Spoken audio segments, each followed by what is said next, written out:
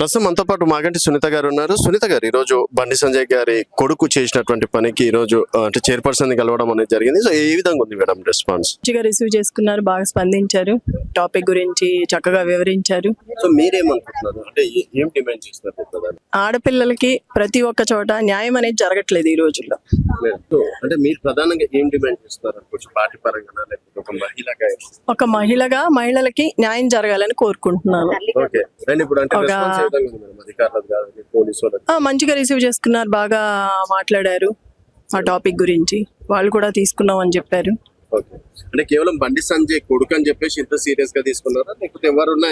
రాజకీయ పరంగా మేమైతే దీన్ని తీసుకోలేదు. ఆడపిల్లకి అన్యాయం జరుగుతుందని తీసుకున్నాము. ఒక అమ్మాయికి, మైనర్ బాలికకి న్యాయం జరగాలని తీసుకున్నాం. ఫైనల్ గా ఏ ఇంటి ఆడపిల్ల అయినా ఆడపిల్లకి న్యాయం జరగాలి, ఆ అమ్మాయికి న్యాయం జరగాలని కోరుకుంటున్నాం. సో శిక్ష పడుతుందని ఆశిస్తున్నారా?